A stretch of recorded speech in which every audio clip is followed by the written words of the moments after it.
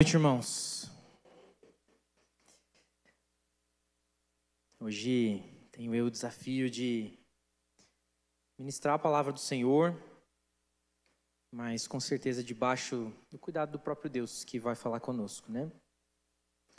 A nossa conferência desse ano tem proposto no seu tema falar sobre o Evangelho passado de geração em geração e o legado da fé sendo algo que acontece dentro de casa.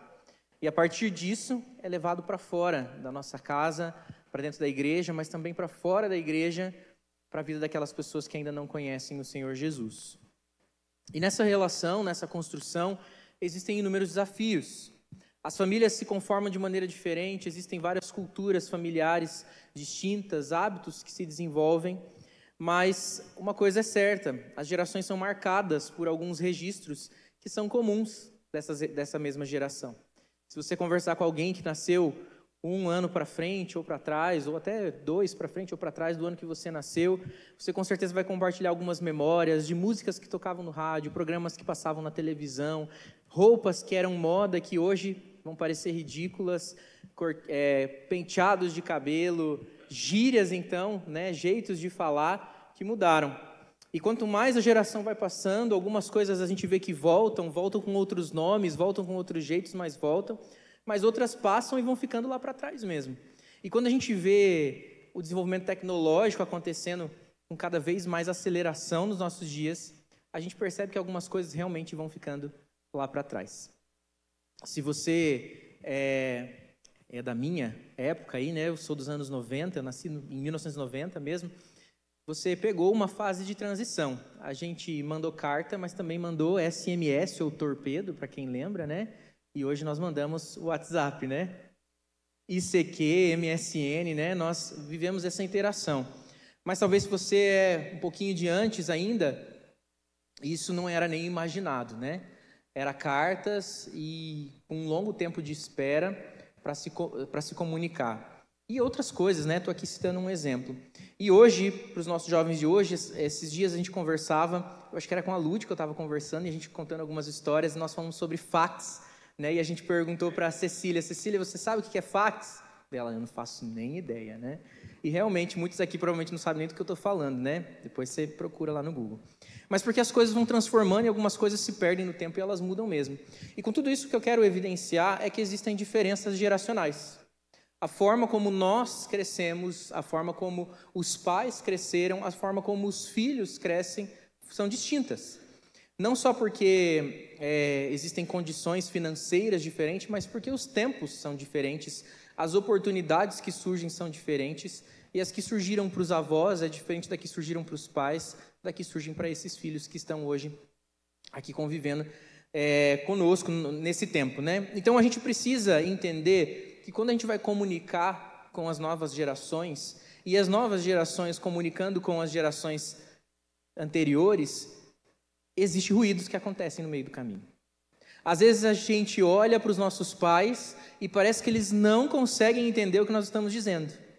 E às vezes os nossos pais olham para nós, né? Os pais olham para os filhos e dizem: meu Deus, o que eu estou aqui? Estou com um monstro dentro de casa que fala A, eu falo A, ele entende B, e ele está falando comigo e eu não consigo nem acompanhar o que ele está falando.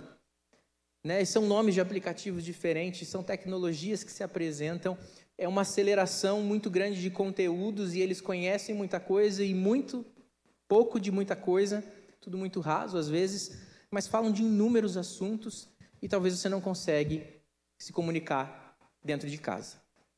E o que eu quero falar hoje é justamente sobre essas dificuldades que existem entre as gerações e o desafio de discipular dentro de casa, para que dentro de casa se construa um ambiente familiar saudável, e aí sim nós possamos então falar da missão fora de casa.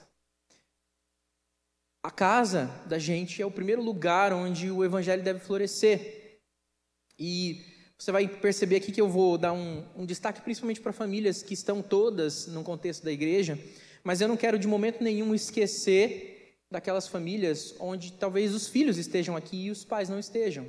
Ou talvez os pais estejam em joelhos no chão para que os filhos estejam aqui também.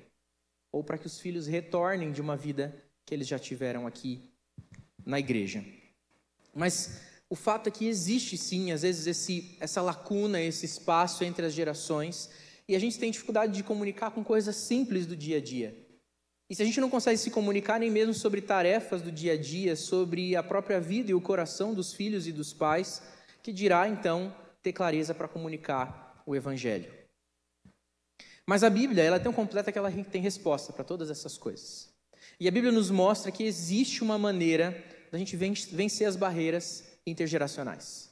As barreiras que se formam por tempos diferentes e pessoas de diferentes tempos crescendo juntas e se desenvolvendo juntas. Para isso, nós vamos olhar para o texto de Eclesiastes, e eu convido você a abrir junto comigo, Eclesiastes capítulo 4, versículos 7 a 16. Eclesiastes 4, versículos 7 a 16. Abre sua Bíblia lá comigo, por favor. Eclesiastes capítulo 4, nós vamos ler a partir do versículo 7 até o finalzinho do capítulo, versículo 16. Diz assim o texto: observei também outra situação sem sentido debaixo do sol. Havia um homem totalmente solitário, não tinha filho nem irmão. Trabalhava sem parar, mesmo assim os seus olhos não se satisfaziam com a sua riqueza. Para quem tanto trabalho? Ele se perguntou. E por que razão me privo de coisas boas? Isso também é inútil, é uma dura tarefa. É melhor ser em dois do que em um, porque maior é a recompensa do trabalho de duas pessoas. Se caírem, um levantará o outro. Mas pobre do homem que cai e não tem quem o levante. Além do mais, se dois dormirem juntos, vão manter-se aquecidos. Como pode, porém, manter-se aquecido sozinho?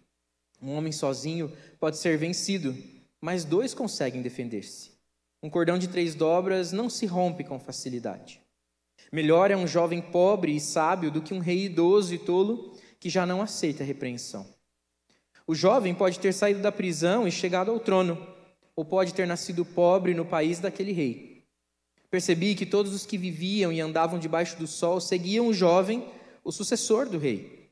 O número dos que o seguiram era incontável. A geração seguinte, porém, não ficou satisfeita com o sucessor. Isso também é inútil, é correr atrás do vento. Feche seus olhos, vamos orar? Vamos falar com o Senhor mais uma vez. Deus bendito, nós estamos aqui na sua casa, nós já lemos a sua palavra, nós já oramos, nós cantamos, mais uma vez lemos a sua palavra e clamamos ao Pai querido para que o Senhor ministre o nosso coração, para que o Senhor nos alimente com verdades eternas, para que o Senhor nos desafie a uma fé operante, para que o Senhor, ó Pai querido, use a minha vida, apesar de mim e das minhas limitações, para ministrar o teu povo, enquanto o Senhor ministra o meu coração e o dos meus irmãos. Nos faz crescer no Senhor e amadurecer pela palavra do Senhor.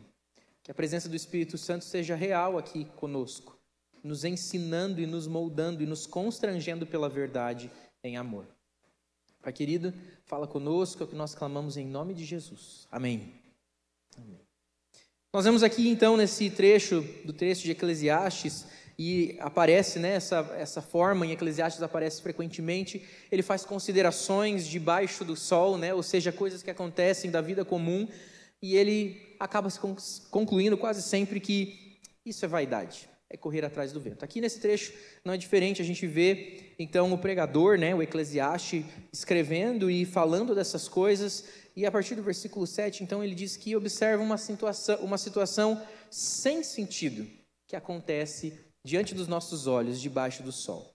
E ele propõe, então, a vida de um homem solitário, uma vida vazia, uma vida que é cercada de trabalho, mas que não tem companhia.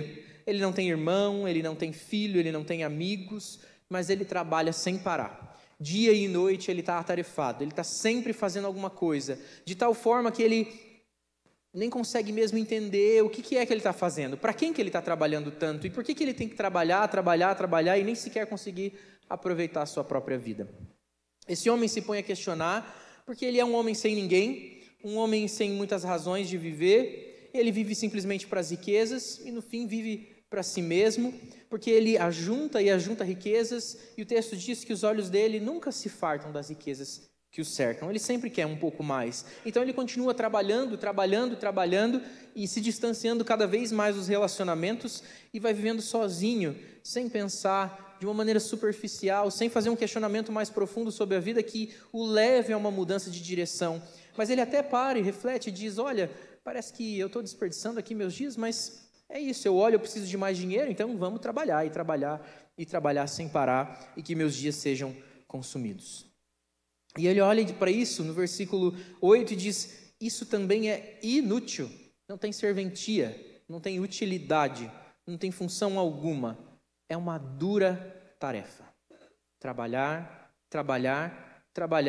ajuntar até as riquezas, mas ainda assim nem sequer poder desfrutar delas. Então ele faz um contraponto, ele propõe uma outra coisa, ele diz, está vendo esse homem?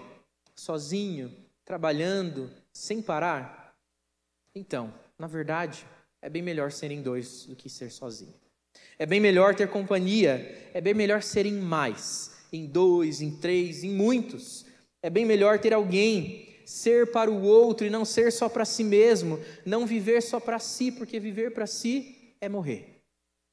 É viver para o outro, para servir e para obedecer o chamado de Cristo, que diz lá em Lucas 9:23, aquele que quer vir após mim, tome sua cruz, negue-se a si mesmo, tome sua cruz e siga-me.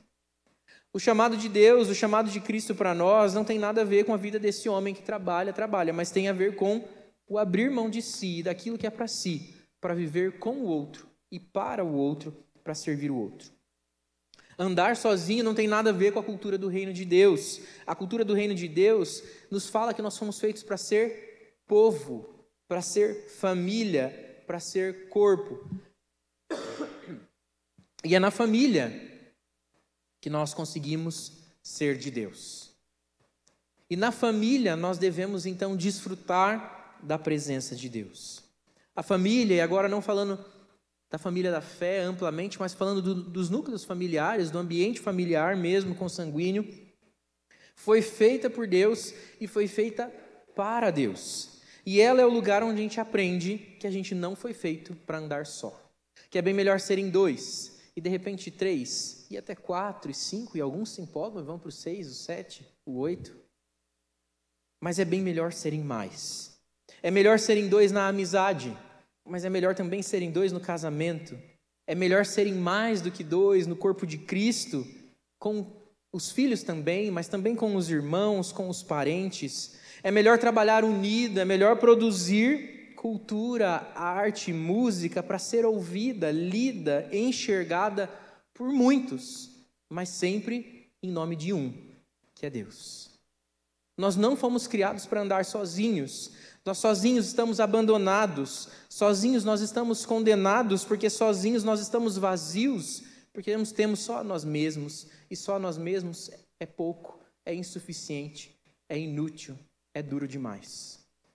Sem o outro, sozinhos, nós estamos vazios de Deus. E Deus mesmo não anda só, Ele anda em 3. Nós não fomos feitos para andar só, porque nós somos feitos para andar com Deus. E andando com Deus, nós nunca estamos sozinhos, abandonados e vazios. E somos levados por Deus a andar com mais pessoas. Mas o que tudo isso tem a ver com a nossa conversa a respeito das gerações, a respeito de tudo que a gente estava falando? É porque sozinho nós estamos vulneráveis, sozinhos nós estamos à mercê do mal e das pessoas más, sozinhos nós não temos como nos defender, mas em 2 eles são capazes de se defender, é isso que o texto mostra para nós. Sozinho nós estamos com frio, mas juntos nós estamos aquecidos. Sozinhos nós podemos levantar uns aos outros quando caímos. Pobre do homem que cai e não tem quem o ajude a levantar-se. Muitas vezes a nossa arrogância, o nosso senso de autossuficiência, que é enganoso, faz a gente querer andar sozinho por essa vida. Andar para a gente mesmo, viver com um propósito em si mesmo. Os meus sonhos, os meus planos, os meus desejos, aquilo que eu quero para mim. Eu sei quem eu sou e eu me garanto, então eu vou fazer aquilo que eu quero fazer. E a gente enche a nossa vida de eu para todo lado e é tudo que eu quero que importa. Mas aquele que vive centrado no eu vai começando a ficar sozinho, centrado no eu. Com tudo isso, eu quero, nesse primeiro momento, olhar muito para os filhos e conversar com aqueles que são filhos aqui. Todos nós somos filhos, né? Mas principalmente aqueles que são filhos jovens, adolescentes, aqueles que estão mais perto ou menos perto dos pais, mas que ainda estão submissos à ordenança dos pais. Filhos, há um desejo enorme no nosso coração, pelos apelos que a própria sociedade traz para nós, que a gente vai conseguir sozinho, que a gente tem que se virar, que os nossos pais são o passado e nós faremos melhor do que eles, que nós somos a geração que vai superar os nossos pais e que vai vencer onde eles não venceram. Afinal, nós somos mais esclarecidos, mais psicologizados, nós temos mais acesso à informação, e os nossos pais, coitados, eles tiram foto no WhatsApp e não sabem nem o que fizeram. Eles mandam coisas no Instagram para as pessoas e não sabem nem como fizeram isso. A minha avó posta a pregação do pastor com um sertanejo porque ela não sabe nem o que está fazendo. E a gente olha para as gerações anteriores e a gente diz, eu não quero ser isso. A minha geração é melhor. Eu posso andar com as minhas próprias pernas. Pouco meus pais têm para me ensinar. Eles acham que entendem da vida, mas eles são antiquados. Eles são antigos, eles são o passado. Nós somos o presente, então nós vamos conquistar o mundo. Nós sabemos mexer com as telas. Eles não, eles precisam da nossa ajuda para conseguir mexer com alguma coisa. E essa arrogância vai deixando a gente sozinho, vai dando para a gente uma sensação de que a gente não precisa da ajuda de ninguém. Vai causando uma rebeldia no coração dos filhos e vai distanciando ele dos pais. Não é difícil perceber, e a gente acaba lidando muito com isso quando a gente pastoreia famílias, seja em qualquer contexto, não vi nenhum ainda em que passe imune às diferenças geracionais. A dificuldade dos pais de então falar com os filhos e dos filhos de receber os pais. E isso aparece no desprezo que muitas vezes os jovens têm pelos idosos, a impaciência que eles têm com os mais velhos, com os pais, com as ordens dos pais, com o direcionamento dos pais, o desrespeito com a experiência que os pais aprenderam ao longo da vida, ou os mesmos avós, tios, e ao longo dos anos, e uma repulsa por aquilo que é antigo, aquilo que possa parecer antigo, a não ser que coloquem o nome de retrô. Daí a gente acha descolado. Mas desde que não interfira no nosso jeito moderno de pensar e na nossa cabeça super para frente e futura, que os nossos pais não conseguem acompanhar e compreender. Afinal, coitados, eles são só o passado. Um apego desesperado que muitas vezes a nossa geração, ou a geração até para frente da minha, eu já não sou muito mais aquele que representa as gerações mais recentes, mas um apego desesperado por aquilo que é moderno, por aquilo que está na moda, um desejo desesperado e constante por novidade, uma urgência em estar atento, e inclusive existe até uma síndrome com o nome desse desejo de estar por dentro de todas as coisas. Você sabia disso?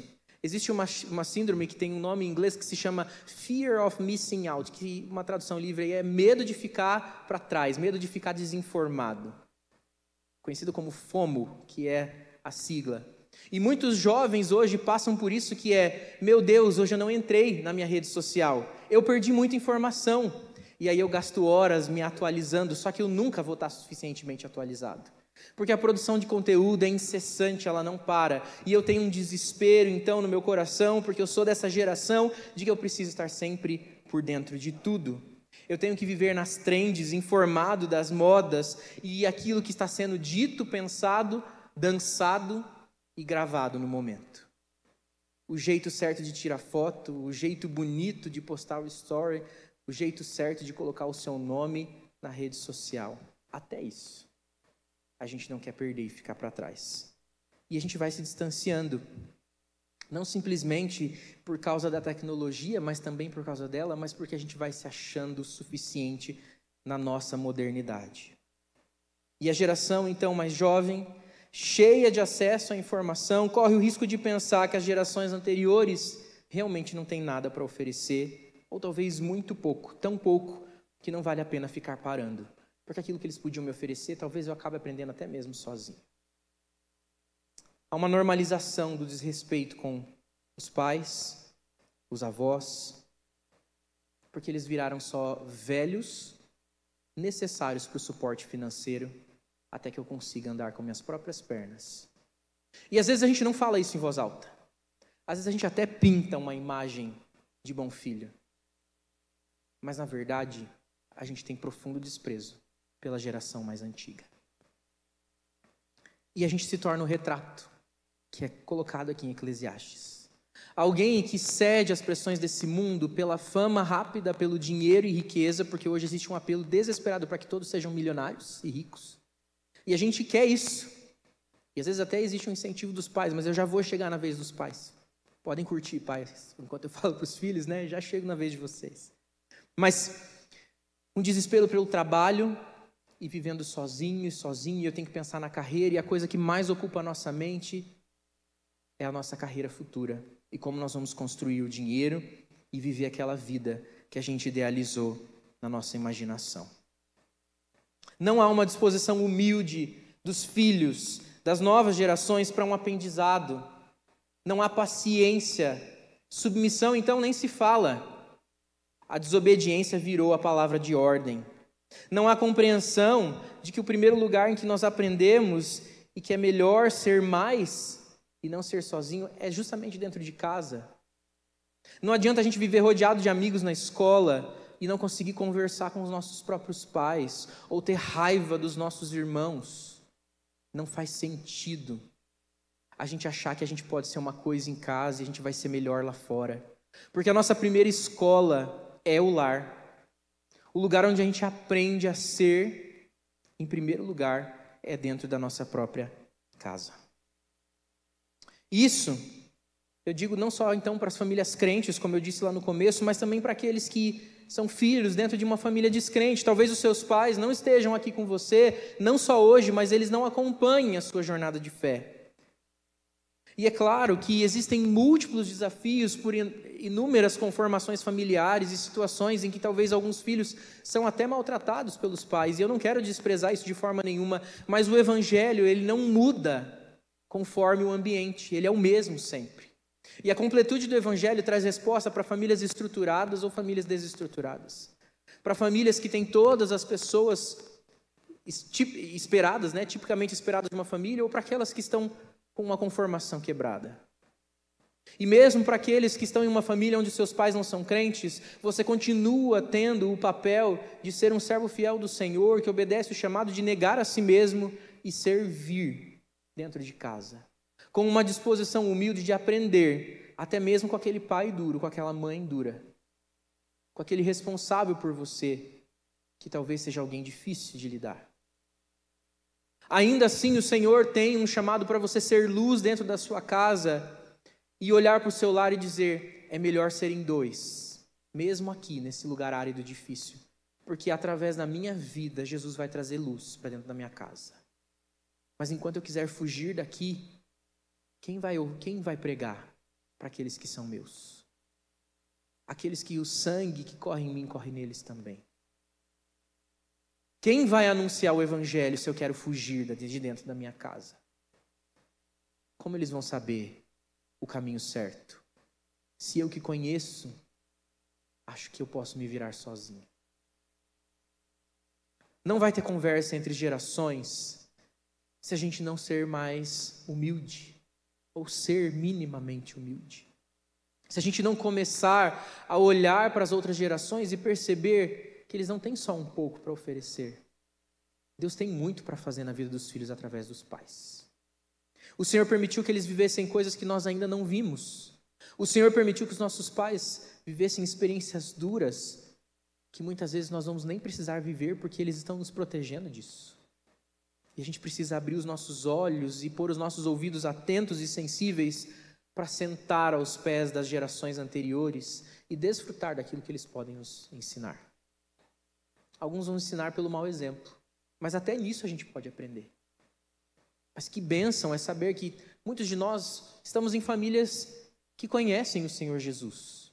E a gente precisa parar para ouvir aquilo que eles podem nos oferecer. Muitos jovens, adolescentes e também adultos se rendem à superficialidade de nem sequer se questionar do jeito que vivem e vão empurrando a vida e vivendo conforme o mundo diz. E assim como esse exemplo que aparece aqui no texto, até de vez em quando se perguntam: por que mesmo que eu estou fazendo isso? Por que eu faço tanto? Por que eu vivo desse jeito? Mas vamos indo. A palavra nos convida a uma pausa e uma reflexão profunda. Que tipo de filho eu sou? Como eu converso com as outras gerações, principalmente aquelas que vieram antes de mim? Claro, não vamos esquecer daqueles que são irmãos mais velhos e também precisam conversar com as gerações dos irmãozinhos menores. Mas eu quero aqui principalmente chamar a sua atenção do aprendizado que você pode ter a partir de uma disposição humilde dentro de casa. Ninguém é suficiente em si mesmo. Ninguém foi feito para viver sozinho. Não é bom que o homem esteja só. O Senhor olhou para Adão e disse lá no Gênesis. E fez para ele uma companheira, porque é melhor serem dois do que um só. O Evangelho de Jesus é o único capaz de nos moldar para que a gente saia da gente mesmo, para que a gente saia de uma vida egoísta. E ele faz isso começando em casa.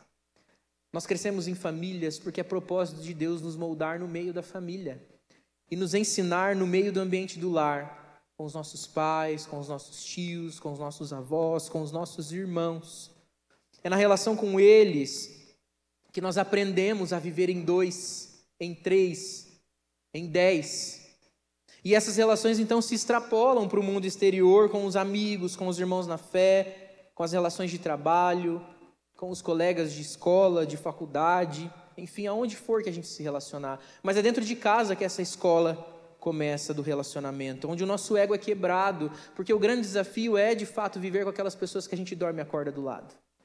É fácil ser amigo da escola, ser o amigo da escola, porque ele não dorme com você, ele não acorda do seu lado. Mas dentro de casa a gente é sem máscaras. Aquelas pessoas que permanecem com a gente todos os dias, são elas que podem mudar o nosso caráter.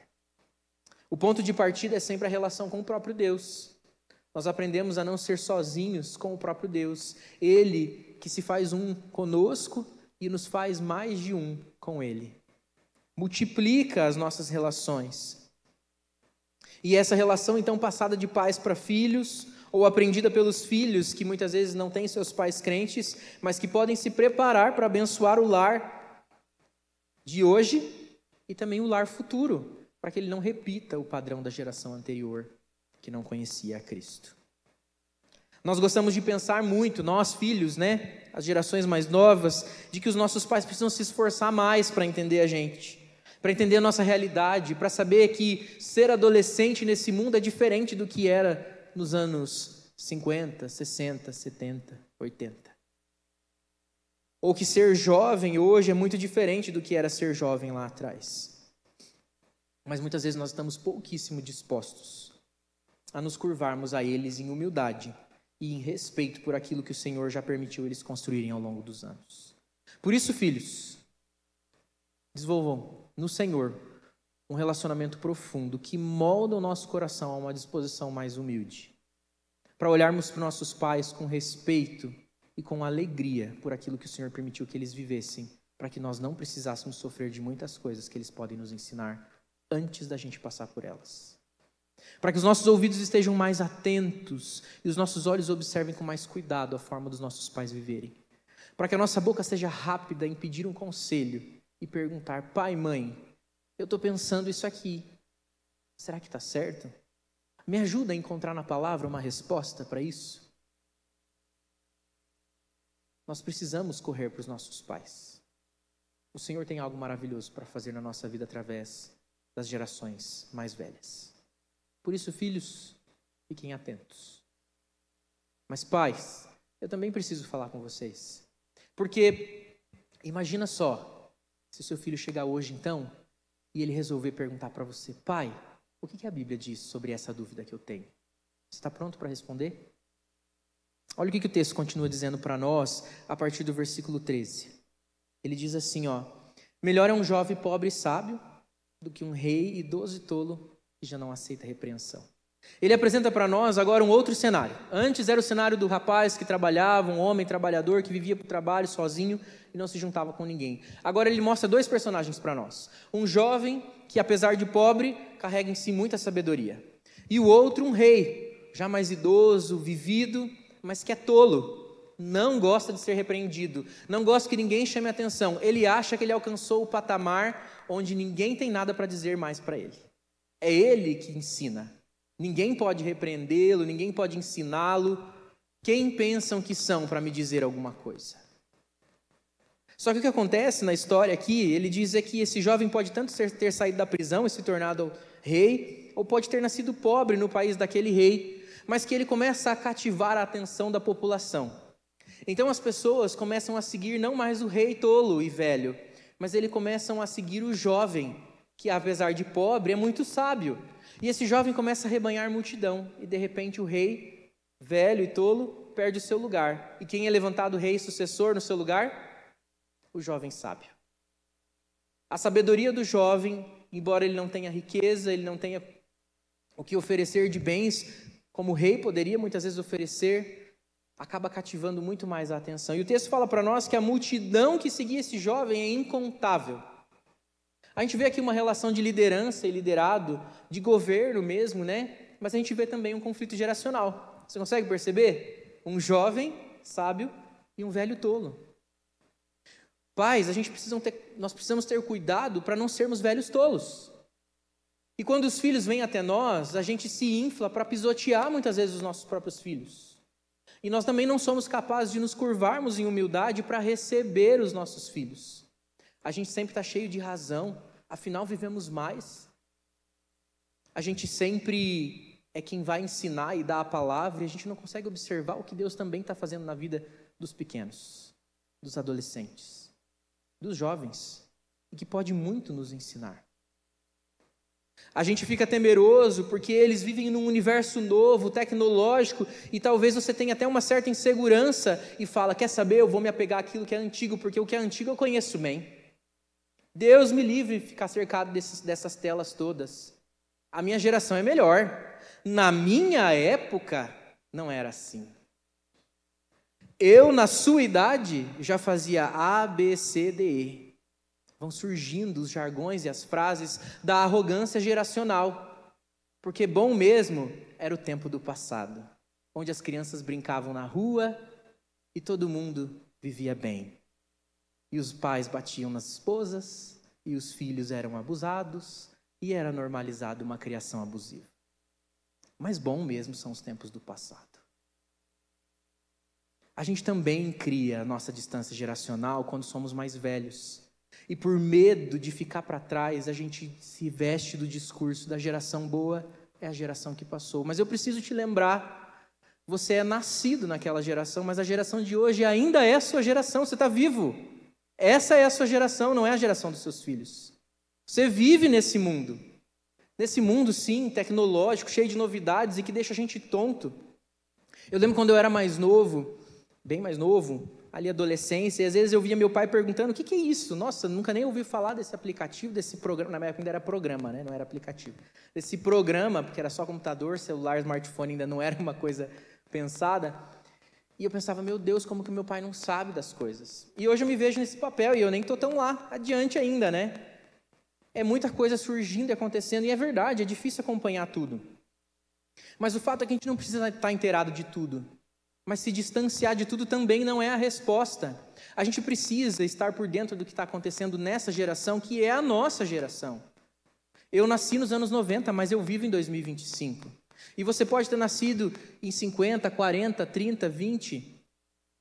Acho que 20 já não está vivo mais, né? Mas você vive nessa geração. Você precisa estar inteirado dessa geração. Você não precisa ser aquele que sabe tudo, que entende tudo, mas você precisa viver nesse tempo. Pare com esse apego do passado. Traga na sua bagagem aquilo que há de bom.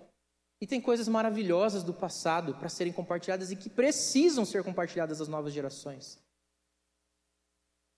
Mas tem coisas que podem ficar para trás mesmo.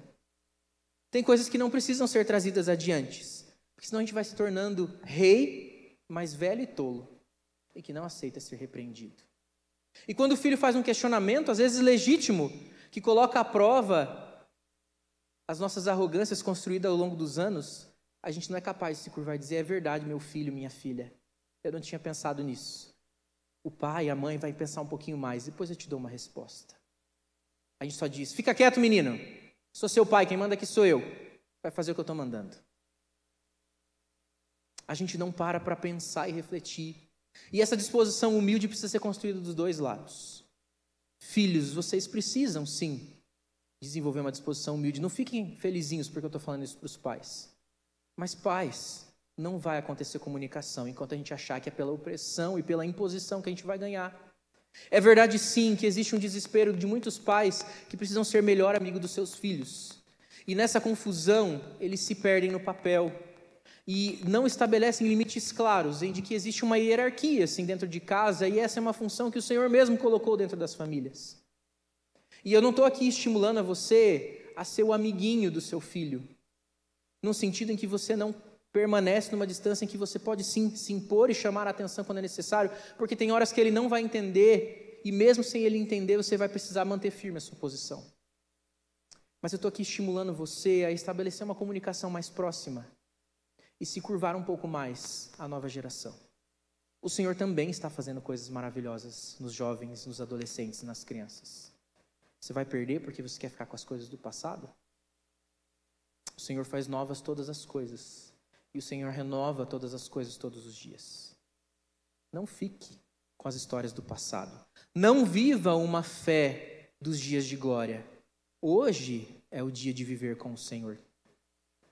A fé é construída ao longo dos anos e a experiência traz para a gente casca grossa em algumas coisas. Mas a fé precisa ser renovada todos os dias. Porque se a gente não pregar o Evangelho ao nosso coração todos os dias, a gente fica velho, tolo e sem ser repreendido. Perde o coração ensinável.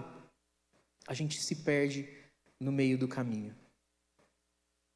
Às vezes essa comparação de que na sua idade eu já fazia isso, na sua idade eu fazia aquilo, se torna um contrassenso, porque muitas vezes nós mesmos estamos protegendo nossos filhos daquilo que nós fomos expostos no passado, e daí a gente quer que eles respondam como a gente respondeu, mas a gente criou eles cercados de cuidados que por um lado são bons, mas às vezes são exagerados também. Às vezes somos nós que estamos deixando nossos filhos moles, com as juntas fracas e com os joelhos macios demais. E não deixamos eles se exporem ao mundo real.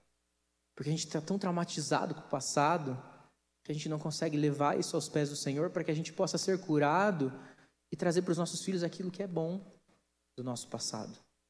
Sem carregar e liderar o nosso lar pela ferida do passado. Pais, ainda dá tempo de viver o tempo de hoje. Ainda dá tempo de olhar para Mateus 11:29, que diz que nós precisamos ter o coração de Jesus, que é manso e humilde. E ensinar, discipular, evangelizar os nossos filhos com amor, mansidão, humildade, com o caráter de Jesus. Para viver uma fé viva, uma fé que não é estúpida, uma fé que não é autoritária, mas que é cheia de autoridade. Uma fé que não é mole, mas é cheia de amor e carinho. Uma fé que não é inflexível, mas sim que olha para cada situação e percebe a necessidade da nova geração. Que faz um esforço para entender um pouquinho melhor aquilo que se vive no contexto de hoje, que não é como o contexto do passado. Mas há algo interessante que o texto encerra para a gente dizendo, é que, embora aquele jovem assumiu o lugar do rei antigo, com um incontável número de seguidores, a geração seguinte, diz o último versículo, versículo 16, não ficou satisfeita com esse sucessor jovem. Porque isso também é inútil, é correr atrás do vento. Eclesiastes mostra para nós que existe um padrão no homem natural ainda preso pelo pecado. É que geração em geração passando, a gente sempre vai ter uma tendência de desprezar a geração anterior. Por isso, filhos, cuidado se você é aquele que despreza o que seus pais falam. Os seus filhos um dia vão desprezar você também. E só tem um jeito de romper esse ciclo, que que é não vivendo debaixo da sabedoria humana. Eclesiastes denuncia constantemente esse viver para si mesmo, viver debaixo da própria sabedoria e cultivar as coisas no esforço das próprias mãos. Quando ele insta a gente a viver em 2, em 3, porque o cordão de 3 dobras não se rompe com facilidade, a não ser alguém tolo e difícil de ser ensinado, mas ser alguém sábio, independente da idade, ele está chamando a gente a fazer isso debaixo do Senhor, porque o resto é vaidade. Meu irmão, minha irmã, filho, pai, filha, mãe, eu não estou aqui falando para você se esforçar mais para ser melhor. Eu estou falando aqui para você correr mais para Jesus.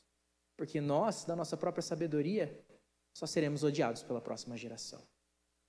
Mas no Senhor Jesus, as gerações são transformadas.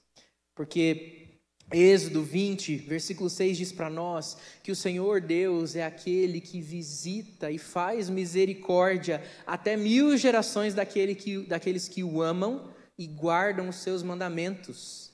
Se o homem natural pecaminoso tende a repudiar até mesmo aquele que ele levantou como governante, e a gente vê isso na política, a gente vê isso nas gerações familiares. Deus é aquele que redime e transforma as famílias e faz graça até 1000 gerações daqueles que o amam e guardam os seus mandamentos. Se você não quer ver a sua família desprezando as gerações, se você está triste por ver os seus filhos desrespeitando os seus avós, os bisavós e até você mesmo, então corra para o Senhor.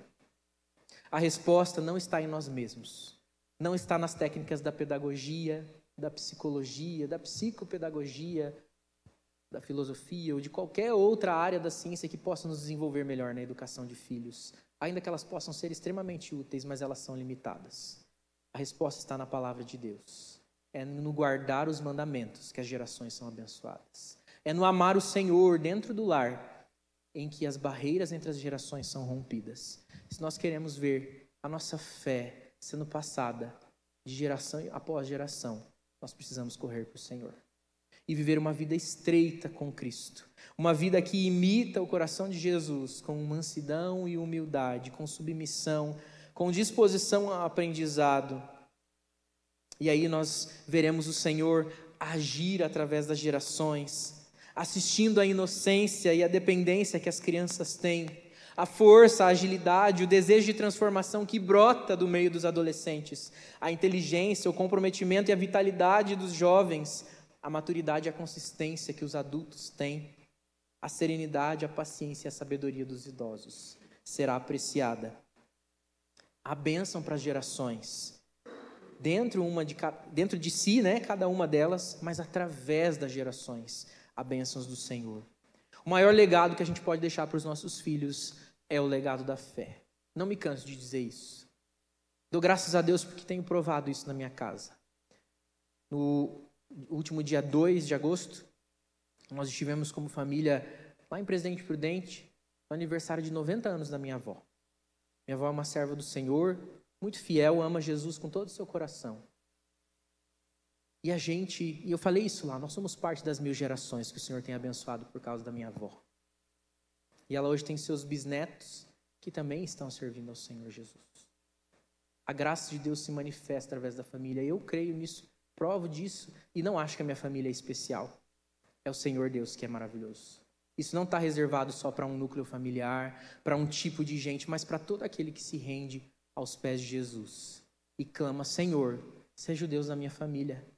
Me ajuda a vencer as barreiras que eu tenho com os meus filhos. E ajuda os meus filhos a vencer as barreiras que eles têm comigo. Filhos, falem com o Senhor todos os dias, para que você aprenda a se comunicar melhor com seus pais. Para que você possa se expressar com mais clareza também. Para que você possa entender que eles são, sim, de uma geração diferente. Mas que ainda assim vocês podem ter coisas maravilhosas para compartilhar na caminhada de fé e na vida diária com o Senhor Jesus. E aí a relação familiar deixa de ser disputa egoísta, deixa de ser algo para andar sozinho, deixa de ser morte dentro de casa, mas a gente pode provar de Deus no meio do lar, porque todo o resto é vaidade, é correr atrás do vento. Que nós possamos então lutar pelas nossas famílias com os joelhos no chão, olhos na palavra e coração e olhos atentos também ao Senhor Jesus. Amém? Feche seus olhos, vamos orar? Se você está com a sua família aqui, fica pertinho da sua família nessa hora, orem juntos. Filhos, se vocês estão aqui sentados em lugares diferentes, se movam, vão até os seus pais, se juntem a eles, orem em famílias reunidas. Irmãos que estão aqui também, vai lá pertinho da sua família. A gente pode orar juntos e clamar para que o Senhor seja rei das nossas casas. Senhor Deus, nós queremos entregar as nossas famílias a Ti. Sejam aquelas que hoje já conhecem o Evangelho, mas que ainda sofrem com dificuldades de comunicação. Mas oro por aqueles também que talvez estejam aqui sem os seus filhos, ou filhos que talvez estejam aqui sem os seus pais. Eu clamo, Senhor, para que o Senhor use a vida destes para serem luz nos seus lares e o Evangelho seja propagado nas suas casas, pelo seu testemunho e pela pregação fiel da palavra. Senhor, fortalece as famílias dessa igreja e da Tua igreja espalhada pela terra. Quebra, Senhor, as barreiras que existem na comunicação, na relação entre as gerações. Desenvolve nos filhos um profundo respeito, temor, reverência e desejo de aprender com seus pais, seus avós, tios, principalmente com aqueles que são tementes ao Senhor. Desenvolve nos pais, avós, tios, nos mais velhos, uma disposição humilde também e mansa de acessar a nova geração, de não ficar preso ao passado como alguém nostálgico que não percebe que o Senhor está fazendo coisas no tempo de hoje, mas que carrega aquilo de maravilhoso que o Senhor fez ao longo da história e compartilha com as novas gerações como um aprendizado sábio que vem da boca do Senhor através da boca dos mais velhos. Senhor Deus, nos ajuda a render as nossas famílias verdadeiramente ao Senhor, para que a gente não fique se esforçando simplesmente com o nosso próprio braço, porque senão as nossas gerações serão odiadas. E a próxima geração odiará os nossos filhos. E a outra odiará a próxima também.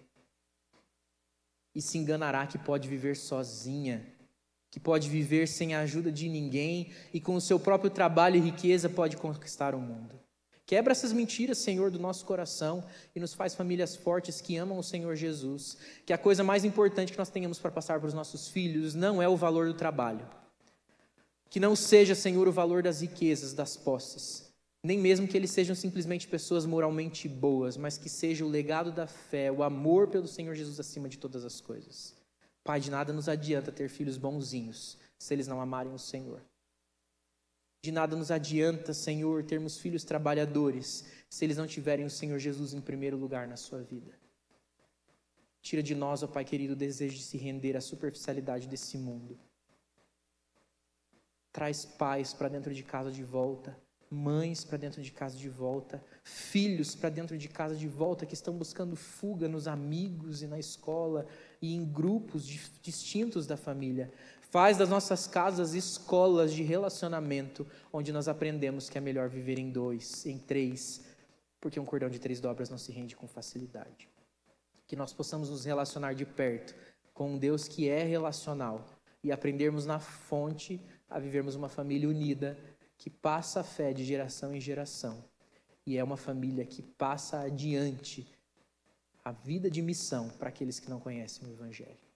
Em nome de Jesus. Amém. Amém. Que Deus nos abençoe.